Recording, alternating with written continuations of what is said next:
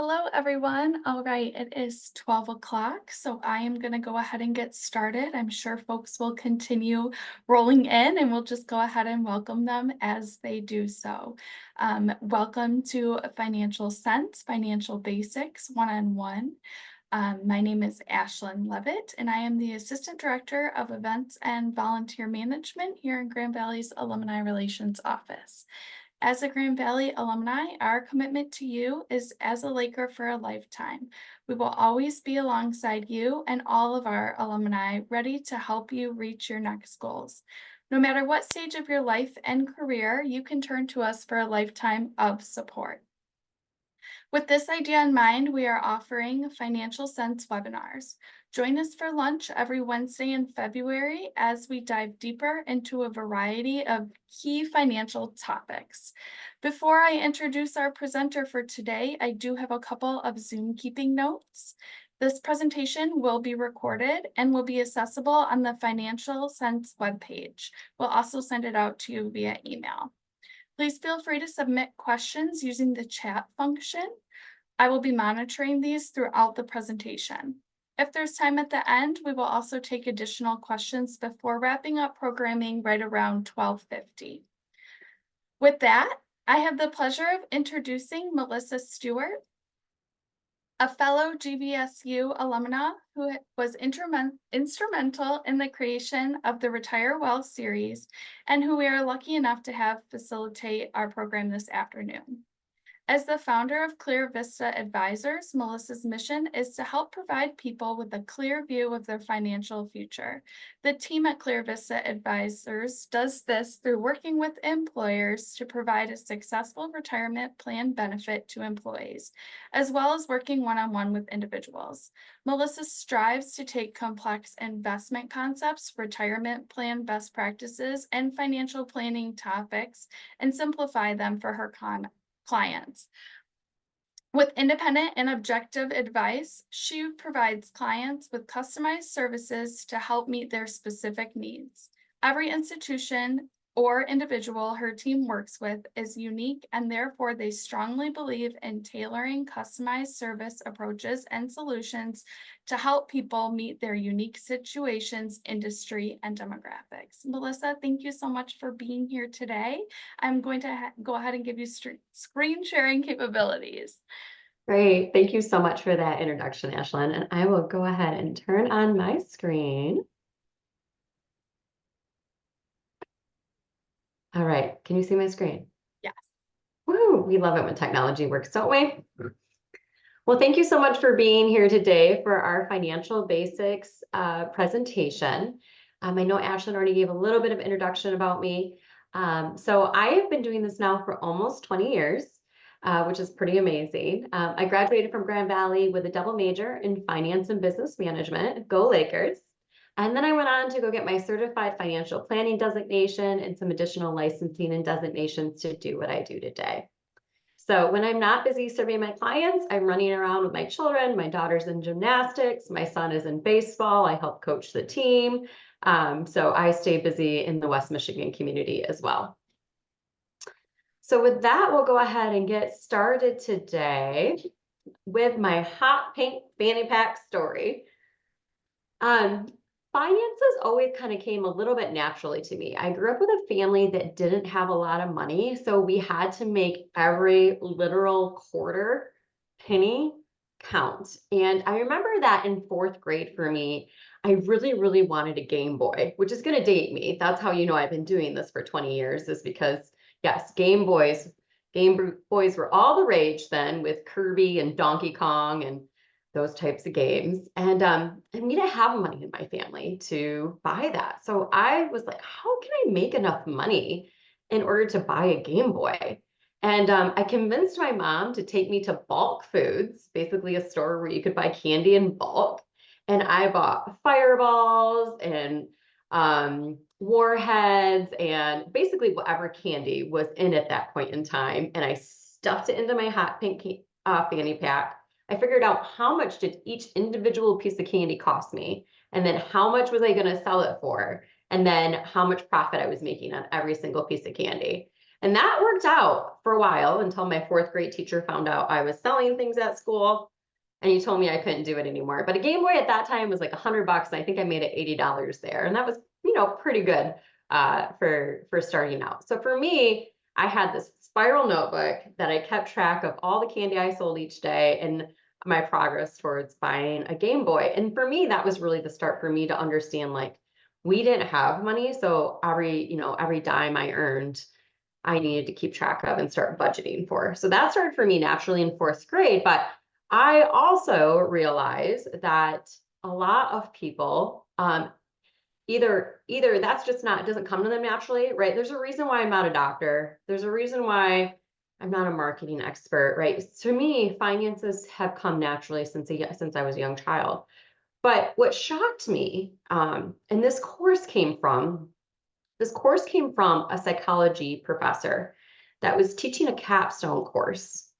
And she asked me to come in and speak to her students because she said, Melissa, these kids know all about psychology, but they know nothing about finances.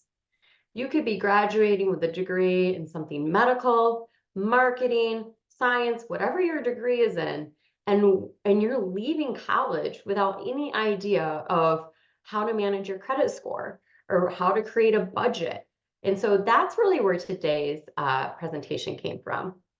Now, I want you to get the most possible out of today's presentation, so please ask questions along the way in the Q&A. In fact, if you have ideas or concepts you're thinking about right now, that's how I would start it in the psychology course that I would go in and speak to with the students.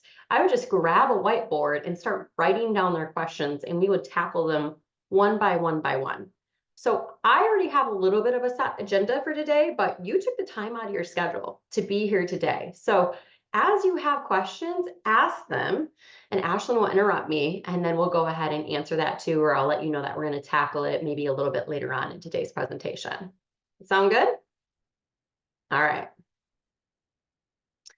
So first we're going to start with budgeting. All right. And I don't even like to call it budgeting. I like to call it your spending plan, because a budget sounds like it's constraining, right? It's no fun. But how I'm going to spend my money, that's a lot more fun, right? So we'll call it our spending plan, but really it comes down to budgeting. And at the base of our finances is really our budget. If we're consistently overspending what we're earning, we're going to have a problem, right? So I'm just really today, I'm going to lead you to resources that you can use after today's presentation to work on these things. Okay, because there's a budgeting presentation could be a whole presentation in and of itself. So I'm going to lead you to resources that you can then use after today's presentation. Do you have any questions right now, Ashlyn, before I move on? Yes, someone Okay. said in the chat, I've seen general tips to invest in index funds, etc. But how do we actually do that? Even if we have existing 401k programs, I have no idea how to locate and identify certain types of fund confidently and to choose them for investing. All right, I love these questions. We will tackle those towards the end of today's presentation. Okay, because Awesome. investing, we're going to touch about investing, and then tax planning. I'll hit upon some of those resources too, but I didn't put a lot of taxes in there today, so you can always follow up with me. All right, so for budgeting, I'm going to skip on over here to. I have a lot of resources that we're going to go to today. My first one, and this is why the power of the internet, is mint.com. If you're creating a base level budget and you're like, how do I go about doing this? Well, there's an app for that, okay? So mint.com is owned by Intuit, which takes care of TurboTax, QuickBooks, Credit Karma. So, they're very high on their security protocols, just to let you know that. One of the things that you're going to do is you're just going to go ahead and link your credit cards and your bank accounts to mint.com. You can do mint.com or you can do it on the app, and you're going to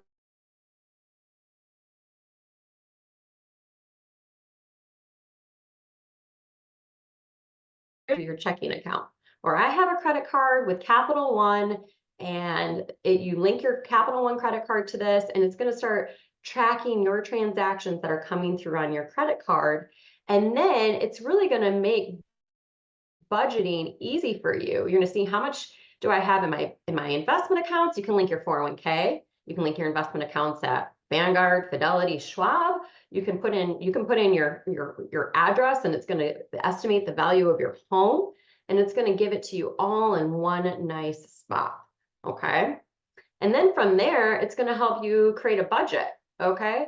On a normal month, I usually spend $250 in gas, and I've spent 50 of that this month, so I have $200 left.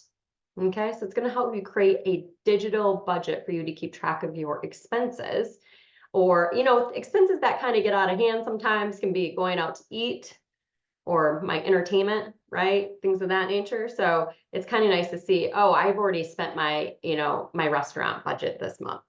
I budget $100 to go out to eat each month, and I've already spent all of my budget. So I guess I'll be staying in this weekend, right? So that I like mint.com a lot, and a lot of people don't know this resources is out here to help create a digital way to keep track of your budget. Okay. Some of our attendees mentioned that Mint is actually closing. Do you have any alternative resource ideas? I understand the concept is the same, but maybe another web resource that folks could tap into. I haven't heard that Mint is closing. In fact, I haven't looked that up, so I haven't heard that it's been closing. But I know that Dave Ramsey also has a online digital program you can use as well too. Someone also mentioned it sounds like they're morphing to Credit Karma.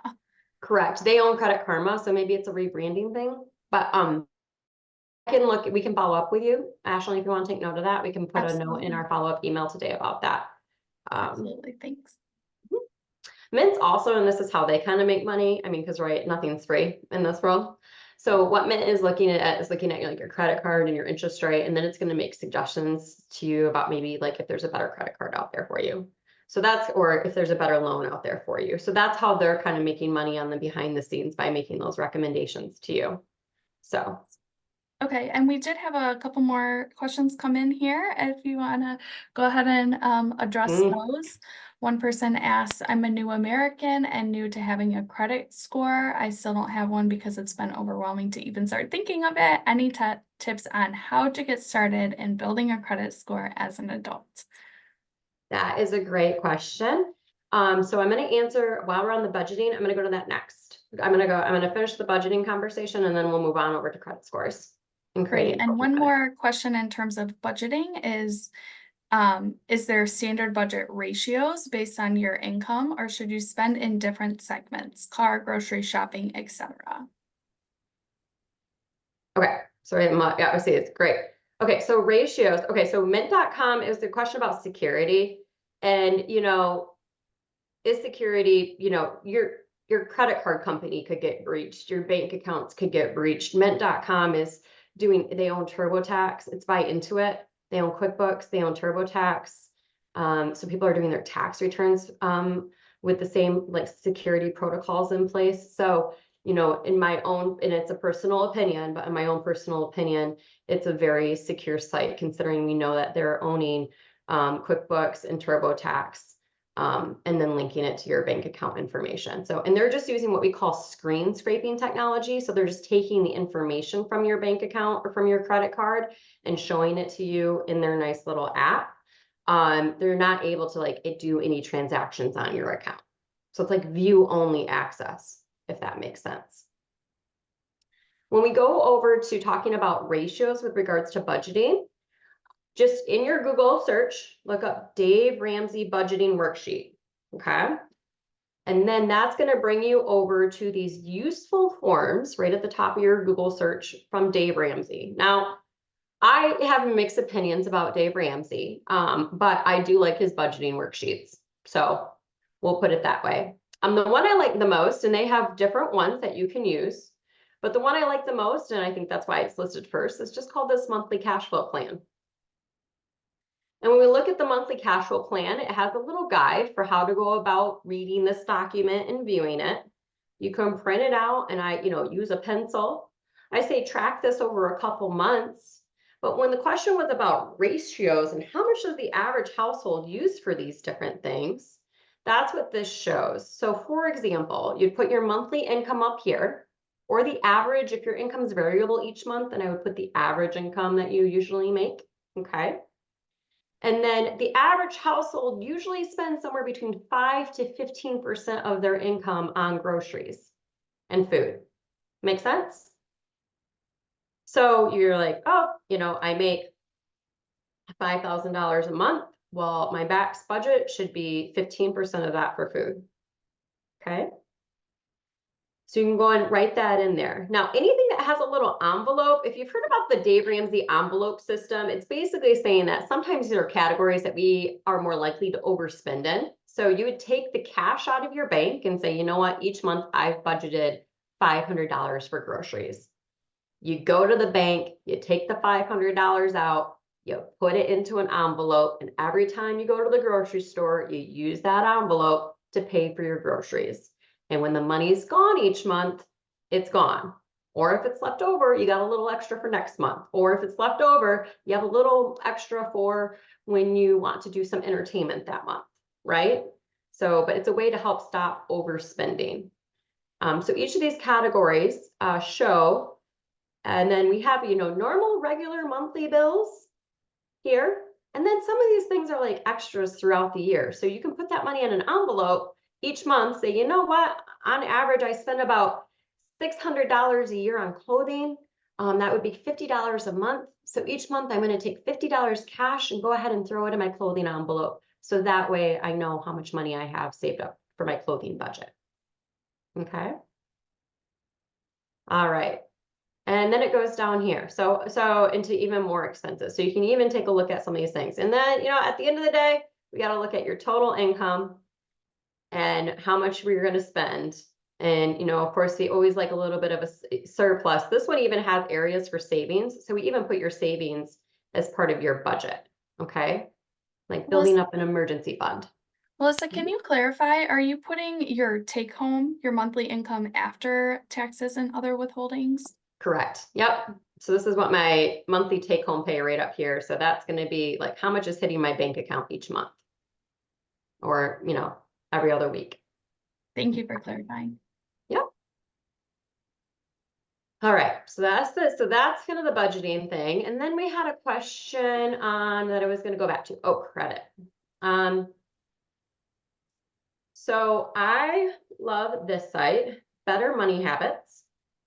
Better Money Habits is ran by Bank of America, and it's basically, in my opinion, Bank of America's way of giving back to the community and help educate the community as a whole on financial wellness and the things that you need to learn financially. So you can create a login and it can start to talk about, it has a nice little quiz here to start you off about what are your financial goals. And once you take that quiz, it's going to give you kind of your next best steps. So I really do like this site. But then it has everything from saving and budgeting to your credit, right? So we said, okay, how do I establish a credit? As soon as I was 18 years old, I opened up a credit card to start establishing some credit. And I just put my gas for my vehicle on it because I knew at that point in time, I spent about $100 a month on gas. Now, granted, inflation. So I think today that would probably be closer to $150 or $200, okay, on gas. But that's about what I spent. So I could budget for that each month. And every month I put my gas on there. And then when the bill came, I paid it off each month. And now I'm starting to create some credit history. All right. I'm starting to show like I have some credit in my name. It's established and I can pay it off each month. And then they're going to start you out with a really low credit limit, like maybe like $1,000 or $500 to start with, meaning you can't go over that.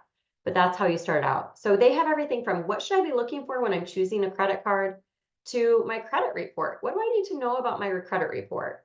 And so you can read more about your credit report, what that means. They tell you how long the read is going to take. What is your credit report? How do you obtain your credit report? And then what impacts my credit report? 35% of it is based on your timeliness of making your payments. Do you have any payments that relate? 30% is on the amount of available credit. Now, this is the thing that gets me, and I don't make the rules, okay? Let's say you have a credit card that has $1,000 limit on it. The credit card industry or credit reporting companies really don't want to see you carry a balance over 30% of your available credit, okay? So if I have $1,000 available to me, you really don't want to carry over a balance of more than $300 each month. And ideally, we don't, by carry over a balance, I mean, we're not paying off that credit card each month. And I really don't recommend that you do that. I think you should pay off your credit card every month. Okay. The interest rate on credit cards, and they're going to get you, credit card companies get you with the, hey, if you make this purchase today at Bath and Body Works, you'll get $50 off. Sign up for our credit card. Well, I said nothing's free, right? The interest rate on those credit cards are very, very high, 20, 30, 50%. I mean, well, 20 or 30% usually. And so they know that sometimes the people who use these credit cards aren't going to be able to pay off their monthly payment. And then that's where they make their money back, is on the interest. Okay. Length of credit history. Credit card companies are looking for you to have credit history of 20 to 30 years. So they're saying the longer you have some credit history, the higher your credit score. Okay. Types of new credit, and then new credit. So they're looking at, what is secure credit versus unsecure credit. Secure credit would be like when you take out your car loan, right? When I take a car loan out, if I don't pay that loan, they're going to repo my car. So that's a more secure form of credit. Versus unsecured credit would be like your credit cards that don't have anything underneath them that are supporting. They have no collateral on them. And then new credit, every time, so really we don't want to look for more than 2 to 3 credit hits every few years, really. A hit on your credit means, and there's something called a hard hit on your credit and a soft hit on your credit. So a hit on your credit means I'm applying for a car loan and so they're going to run my credit report to see what my credit score is. That's going to be a hard hit on my credit. The last time I went to go buy a car, I asked the dealership to run a credit report, and it kind of ticked me off. I didn't know that they were going to do this, but they ran my credit with 3 different loan agencies, and that was 3 hits on my credit report. And I wasn't expecting that. So just know that every time they're pulling for a loan, they're probably going to do a hard hit on your credit. A soft hit on your credit would be like, my car insurance company checks my credit report because they'll lower my premium if I have a good credit score. And that's a soft hit on my credit. So if you know that they're going to run your credit, you can always ask, are you going to do a hard hit on my credit report, or are you going to do a soft hit? Make I have sense? a question. How does Yep. mobile banking affect that? On my mobile banking app, I can see my credit score snapshot. Yeah, great question. So that's not affecting your credit score at all. Those are all soft. They're actually just monitoring your credit score for you. No different if you go to, like we said, Credit Karma. You can go to Credit Karma and you can pull your credit reports as well too and see what your credit score is. So, and we usually recommend checking your credit report, which you can do. They gave it right here, annualcreditreport.com. You can obtain your credit report every year. You want to make sure, there's no fraudulent transactions on your credit report, or maybe it's reporting something got paid late, but you didn't really pay it late. And so you just have to contact that company and say, hey, I never paid this late. Can you take this off my credit report? Okay. All right. Good. Any other questions on credit report or credit scores, how to get started with them? Again, Better Money Habits has a whole area to help educate you on this where you can learn more about it. We have a lot of questions in regards to credit score, so I'll go ahead and address a few, and then if we don't get to your question today, we can always follow up with you. Does it hurt your credit score if you close a credit card? Yeah. So that's a good question. So think about that available credit ratio, right? I have 2 credit cards open and they each have $1,000 available to me, right? So I have $2,000 total available credit to me. If I'm running a balance and I'm not paying those off each month, and then I close one of those, well, it could increase my total credit usage, right? So let's say I have 2 credit cards. I have $1,000 one that I don't keep a balance on. And I'm thinking about, it has $1,000 credit limit on it. And it's a higher interest rate. And I'm like, you know what? I'm really thinking I don't need this credit card. So I think I'm just going to close it. Right. And then I have another credit card with $1,000 available credit, but every month I don't have enough money to pay it off. So I keep a balance on it of about $600. Right. So when I take the $600 and I divide it by 2,000 total available credit, I'm right at that 30% credit usage threshold. Right. So they don't really nick my credit score for that. But now if I close one of those credit cards and now I only have $1,000 available to me, 600 divided by 1,000, now I'm at 60% credit utilization, and that will impact my credit score. Again, if you're paying your credit cards off each month, it probably won't harm you. Another thing too I look at is it my longest standing piece of credit? So I have a credit card that I've had open it was like one of the first credit cards I opened up, and it's counting towards my longest standing credit history, right?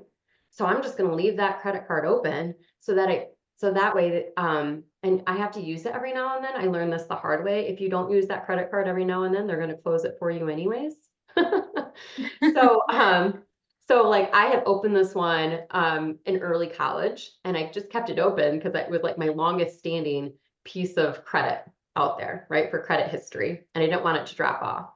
And then they ended up closing it for me because I wasn't using it, and I didn't know that was going to happen. But anyway, so that's something to keep in count too when you're thinking about closing a credit card. How long have you had it? Is it counting towards your credit history? But that's where I think, like you were saying, Ashlyn, if your bank has that, I'm not promoting any companies. I use Capital One for my credit card. I've been happy with them. They have great fraud prevention. When they recognize a transaction that they don't think's mine, they send me a text message. So I appreciate that. Or if I leave too high of a tip at a restaurant, they're like, did you mean to leave this high of a tip at a restaurant? But they also have the credit service that you're talking about, Ashlyn, where they're showing me my credit score and things impacting my credit score. And so I like that. As you're evaluating what card is right for you, do you have any resources that would help you do that? You can do a search for credit card comparisons, and they will show you different ones, and they're going to ask you, what are you looking for? Are you looking to transfer a balance to like a low interest rate credit card? Are you looking for a credit card that has the best travel rewards? Are you looking for a credit card with the lowest interest rate? So I don't have any available resources right now, but if I was looking for a new credit card, I would just do credit card comparison. And there are companies out there websites out there that will compare different credit cards for you. Awesome. A couple more questions coming in here. Yep. As you look at credit hits, how many hits should be your goal to keep it under? I think I will have to double check that. So I know enough to be dangerous about it, but I would have to research that for you, or you can just do a quick research. I think you're not supposed to have any more. They're only looking for I think it takes 3 years for those credit hits to drop off. And I think they don't want any more than 5, but don't quote me on that. I would have to double check that. Thank you. And Okay. along the same thread there, we have someone in the chat who said they try very hard not to take out loans for new purchases. Is that hurting their credit score overall? Nope, I think it's just good to have some credit scores established in both people's names. So if you're married, like I've ran into situations where there's been a divorce and everything was in his name and not her name, and then she didn't have any established credit, so she couldn't get loans. So I think it's important for everyone to have an established credit score, and it can be as simple as having that credit card, or getting a really good interest rate car loan that's like a small car loan. But in my personal opinion, not having a ton of loans it's not harming you. Thank you. All right, I'm going to move on because otherwise we're going to run out of time. But if you have more questions at the end of this presentation, I'll have my email address. Feel free to shoot me an email. Okay. So this is another way too that personally I do my own budgeting. I call it my digital envelope system. Okay. So every month you're gonna see like how much, and this is this I'm doing through and I'm not promoting any companies today. I'm just letting you know credit unions use this type of system. I bank through Lake Michigan Credit Union. And they let you open up different like savings accounts basically. So like I have my checking and then money market or like rainy day savings. If you were saving for a car, you could say, you know what, every month I'm going to throw $300 in this account or $400 into this account to help save for my car, and you make it a part of your budget. The bills account is for those irregular bills you get, right? If you pay your car insurance bill that you get every 6 months off at that 6-month mark, you pay it in full, they give you a pretty good discount. I want to say it's like a 5% discount. So if every month I throw $150 into this account, into my bills account, and then when my car insurance payment comes due every 6 months, I'll have enough money in that account to make that payment, right? So we have like irregular bills. Another irregular bill I have is for my life insurance policy. So any irregular bills I have, maybe it's property taxes for you or whatever it might be, I just convert that into a monthly amount and think about how much do I need to put in my bills account each month so that when that bill comes due, I have the money. When Christmas comes around, it's expensive, right? Like buying gifts for my kids, my family, my friends. So I throw some money into an account each month too, to just help take care of my Christmas expenses. So again, your bank may or may not have the ability to do this, but if they do, just kind of a nice little budgeting hack, in my opinion, to kind of set money aside and know you have it there when you want it. I mean, and then vacation too, obviously, like that's the highest account here. But saving up for vacation so that you can afford a vacation when you want to go on it. So I'm just going to stop there, but it's a little budgeting hack that I've shown people, and I think it's beneficial. Can you Okay. explain the money market category just a little bit more? Yep. So money market categories, and I actually have them pulled up here real quick. Resources that I thought we might use today. We covered that one. We covered that one. Covered that one. Lake Michigan Credit Union. So Lake Michigan Credit Union has, you can go to different, they call it share rates, which is what is their saving accounts rates. And as you can see here, like different accounts, as long as you meet certain criteria at Lake Michigan Credit Union for your first $1,000 to $15,000 you have in your max checking, they will pay you a 3% interest rate on, okay, for the money in there. They don't really pay anything above $15,000, but 3% is not bad. Overall for a checking account interest rate, okay? Again, there's certain criteria at there you have to make in order to get that interest rate. You have to have like 5 debit card transactions. You have to have a monthly automatic deposit to that account, like your paycheck. So just follow up with the bank on that. But then you're going to see, they don't even have their money market on here. Basically, a money market is an account that pays a little bit higher interest rate than your savings account would. So it depends on how much you have, but they're going to show here right now, like their money market is paying 4.4% interest. So it's just a savings account that you can put money into. I recommend using it kind of for like your rainy day savings or like your emergency savings, which we'll talk about here in a second, and have it be money that's on the sideline so that, when the car breaks down, you need to replace the furnace, something happens in life that you didn't expect, you have an account to pull some money from. Okay. So they show here you go, your different money market rates. They're going to pay different interest rates based on how much money you have in the money market. So that's it. And then on top of it is like CDs. I like CDs better than money market. So CDs, you can choose the duration of your CD. So a CD stands for certificate of deposit, and they have an expiration date. And so like you could put money, Lake Michigan Credit Union starts with a $500 amount. You can put $500 amount into a 6-month CD. So you really shouldn't touch that money for 6 months. And then at the end of the 6 months, they're going to pay you your 4.8% interest rate. Okay, or longer. So that's how you can make some money, and you put money aside that you're not going to touch, and then it starts growing for you based on the interest rate. If you need to take it out early, there could be penalties. So make sure you talk to the bank that you're working with to find out what those are. Okay. All right. I'm going to go back to the presentation here real quick so we can stay on track today. So All right, debt. So one of my favorite tools that I like to use is what's called a debt snowball. So I'm going to show you an example of that real quick here.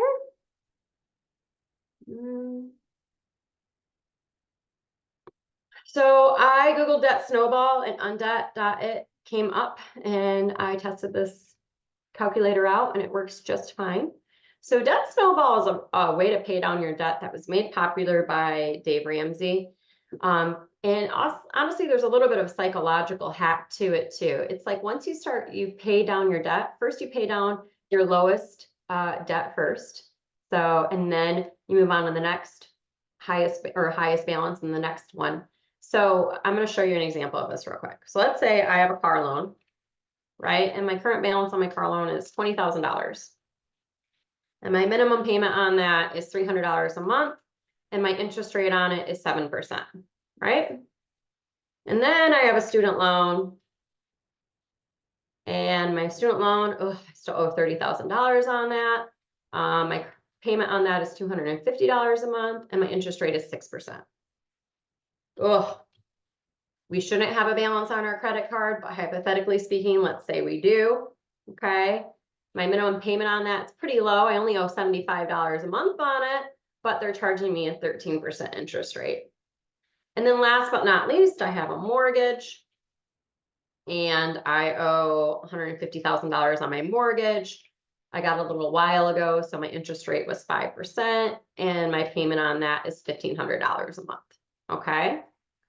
And they're asking me, okay, what's the total that I could put towards all of this based on my budget? You know, how much could I put to pay off my debt each month? So I say, you know what, I have about $2,500 a month I could put towards my debt each month to pay it off. So this is my minimum payment, but I have a little extra money that I could put towards paying off my debt and get it gone sooner. Okay. I say, go ahead and pay off the lowest balance first. So it's going to try to take care of this credit card first. Go. And it shows me each month I have going forward, my total debt that I have, the interest that I'm going to owe each month. And then it's going to show, okay, once the credit card's paid off, I take that payment and I start using it towards my car loan, right? Once my car loan is paid off, I take my car loan payment and the credit card money I was using, and I start putting it towards my student loan. Once my student loan's paid off, I take all of that money from those three things and start throwing it at my mortgage. And if I did that, I could have everything paid off in 175 months. Okay. And then it would show how much total I ended up paying and then how much went towards interest. So it's just a really nice tool to say, and honestly, personally, I like to print this off, and then each month I make those payments, I cross one off because I'm 1 month closer to having all my debt paid off. So I really like this tool to say, okay, how long is it going to take me to pay down my debt, and what should I pay down for second and third? How to go about doing it. Questions on that before I move on, Ashlyn? Nope. All right. So that Better Money Habits, when you're thinking about getting your first mortgage, head there. They have a lot of information about home ownership and what you need to know when you're applying for a mortgage. Okay. I went there when I was determining, should I lease my next vehicle or should I purchase my next vehicle? What are the things I should consider to determine if I should do a lease or if I should do a purchase? Okay, because sometimes we just assume, oh, everyone should just purchase a vehicle, but your vehicle is going to depreciate every month in value based on how much you use it, or you're out the money in a lease payment. So, you know, either one could work for you. It just depends on your circumstances, how much mileage you're putting on your vehicle. And then student loans. I'm not going to hit upon student loans a lot today because we're going to have a whole nother workshop on planning for a college essentials. But I would say definitely make sure that you search for, if you work for a nonprofit and you have a student loan, make sure you apply for the public service repayment plan. They're going to public service loan forgiveness program. You could have your loan forgiven after you make the minimum payment for 10 years. In addition, anybody can apply for the income-based repayment program. And even if you work for a nonprofit, you might apply for that as well too. And that's going to look at your total income. It's going to look at how many dependents, like do you have 2 kids, no kids? And then it's going to determine, it can lower your monthly payment on your student loan if you're having a hard time paying that down. Okay, so I'm just gonna stop there with student loans because that's the topic of itself, but make sure you look into those programs if you haven't done so already. All right. So now we get into saving and investing, which I know we had some questions on that. So rainy day fund, how much should I have in that emergency fund, Melissa? I call it emergency fund. I call it rainy day fund. But really that's at the base of making sure you have a solid financial plan. First thing is making sure you're not outspending what you're earning. Okay. Second thing is to make sure that you build up a rainy day fund. Okay. And I would do that even before you think about saving for retirement, because quite frankly, we don't want you having to try to, take money out of your 401k or your individual retirement account and getting penalized on it because you didn't have money saved up in a rainy day savings. So typical rule of thumb, after you've created that budget, you should know how much money you need to spend each month to make ends meet. And if you're married and there's dual incomes, or I'll just say if you have dual incomes, we say about 3 months worth of your expenses. So if you know on average your household needs about $5,000 a month to live off of, groceries, utilities, mortgage payment, all the payments, you're going to want to have about $15,000 saved up before you tackle other financial goals as your rainy day fund. Okay. It's going to help you too if one of you become unemployed for a while, right? Then you have some money to live off of while you're looking for new employment or disability, right? Or, there's all different things that could happen in life, right? And that's what that rainy day fund is there for. A furnace that breaks down. We don't want that money to we don't want that expense to have to go on a credit card and you to pay 10% interest on it, right? So rainy day fund. If you are single and you don't have somebody else bringing income into the house and helping to pay for those expenses, then we would err towards 6 months. Sounds like a lot. And that's where we would use like CDs so that it's earning interest for you, or the money market so that it's earning interest for you. But we want to err towards 6 months because you don't have someone else there helping contribute to paying the expenses in your budget. Okay, so somewhere between 3 and 6 months, usually. Then we think about saving for retirement. Okay, I'm going to move on over to this presentation real quick here. And hopefully you can see this. It's called Guide to Retirement. Can you see that, Ashlyn? Great. All right, you can also Google JP Morgan Guide to Retirement, and you can get this whole 52-page guide if you would like. We will not go through the whole thing today because we have about 8 minutes left. But I'm going to start out with some saving and investing tips. So when we think about saving for retirement, the sooner you can start save and save consistently, the better. Okay, so we have 4 different types of savers here. Okay, first we have the consistent saver. And so for this person, they're saving, bear with me a second. They save every year, I apologize, $200 are invested and saved every month. Okay, the growth of $200, they save every single month.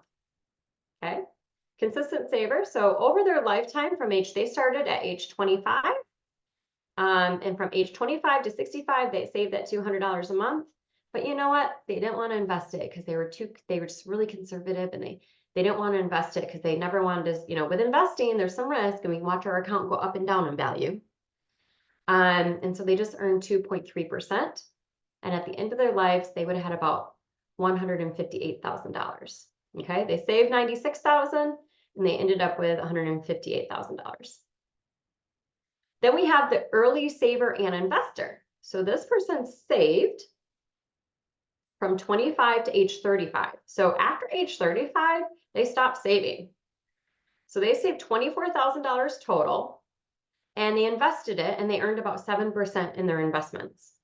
So for the early saver and investor that stopped saving at age 35, Lord knows why, but they stopped saving at age 35, that person ended up with $270,000. Make sense? Then we have the late saver, and this is the interesting thing. The late saver started saving at age 35 and saved until age 65. So they saved for 30 years versus the early saver and investor, they only saved for 10 years, but they started doing it at age 25. Okay. And interesting enough, the late saver, because they didn't have those 10 years for their money to grow and compound, right? And they earned 7%. They ended up saving $72,000 total, was their total investment, and they ended up with $242,000. So the point you're supposed to take away there is the impact of those early years of retirement savings, right? From age 25 to 35 versus if you start at age 35. I mean, it's never too late to start, but the earlier you can do it, the better. And then the last person is the last consistent saver and investor. They started saving $200 a month at age 25. They did it till age 65. On average, they earned a 7% rate of return. And over their lifetime, they would have invested $96,000 and they would have ended up with $512,000 in that scenario. Make sense? Starting early. All right.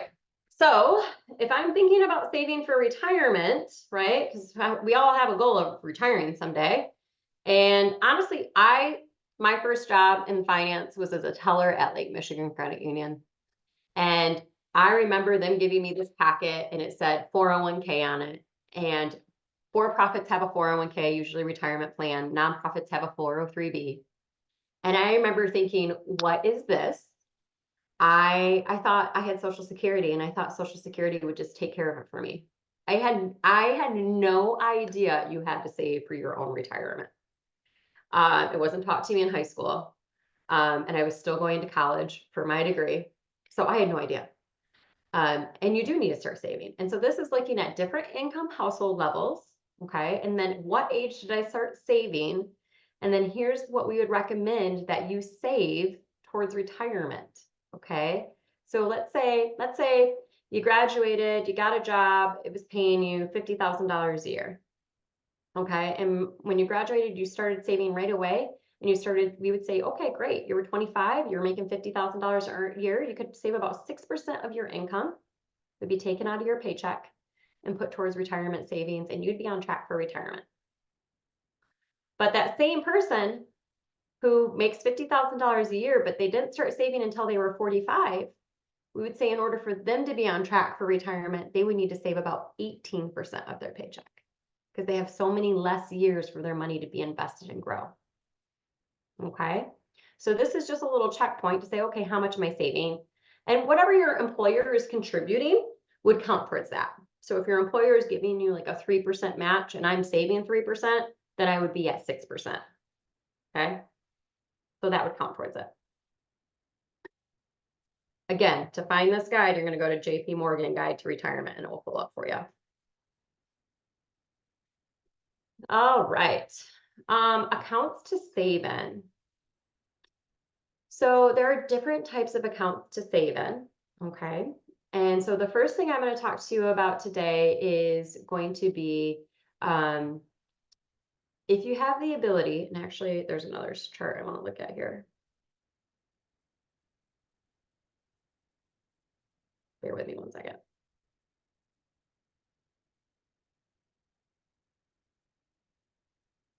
Here we go. So long-term priority of savings for retirement savings. So remember that first thing I said was to start here with your emergency reserve, right? Your rainy day funds. So we want to make sure that you have enough emergency savings saved up, right?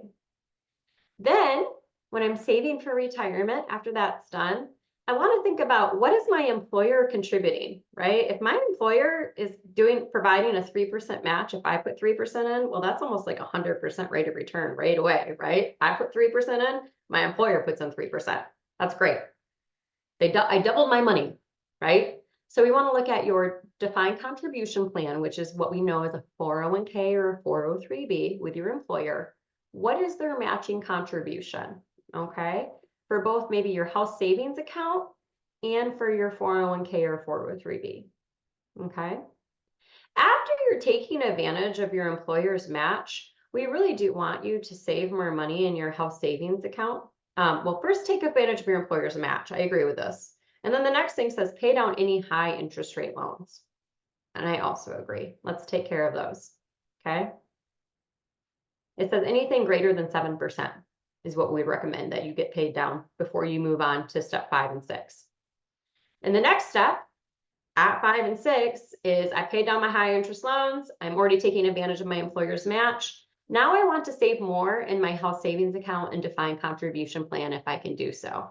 So I love health savings account if your employer has one and you're using one, because that money can roll over each year. It stays in the account and it can be invested and it can be used towards healthcare expenses in retirement.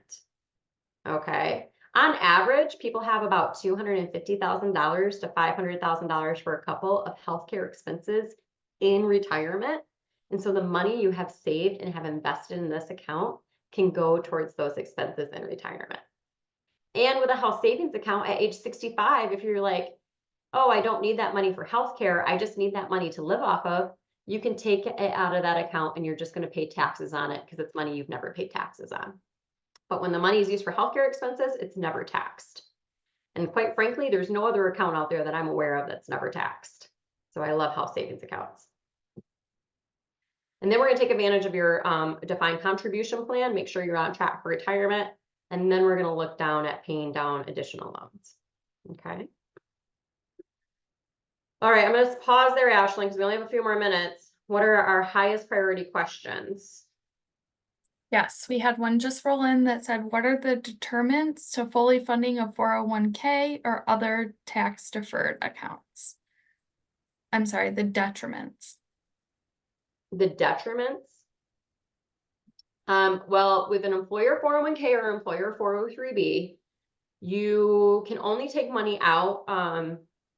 Basically, most 401ks, 403bs, employer retirement plans, we'll just call them, or something called an individual retirement account or a Roth. These are known as IRAs, individual retirement account, IRA or Roth IRA.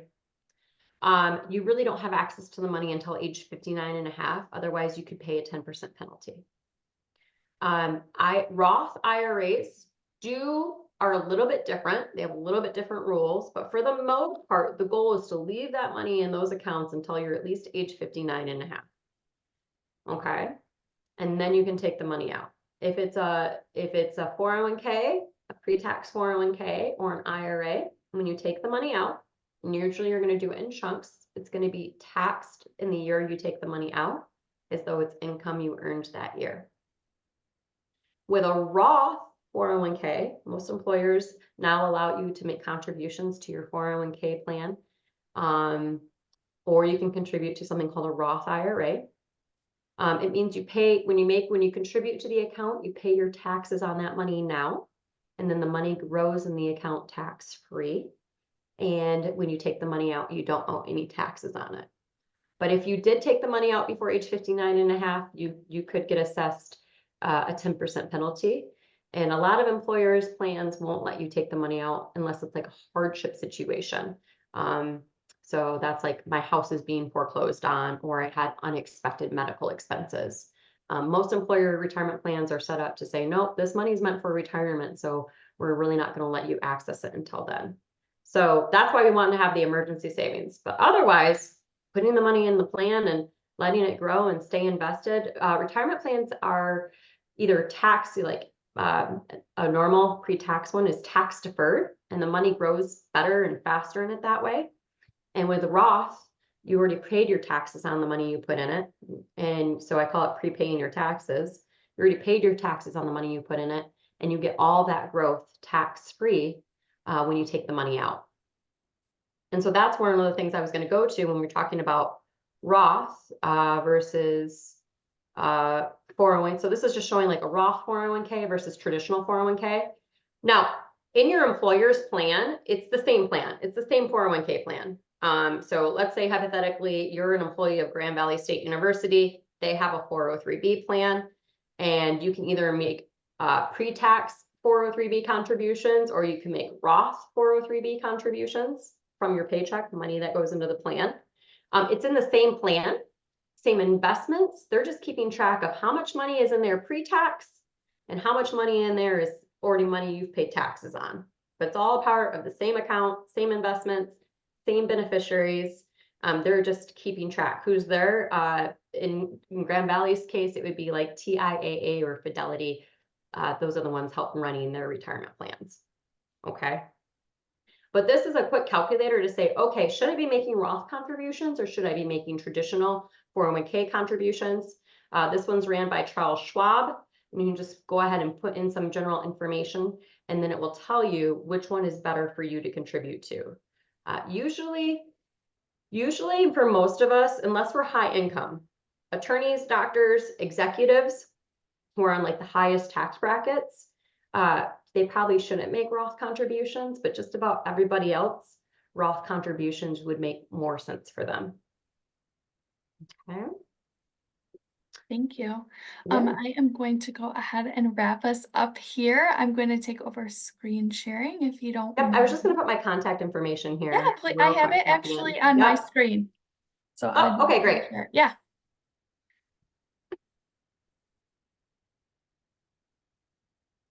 Okay. So I just want to thank everyone for joining us this afternoon. Please join me in thanking Melissa for bringing her expertise to us today. Thank you for your time in joining us, Melissa.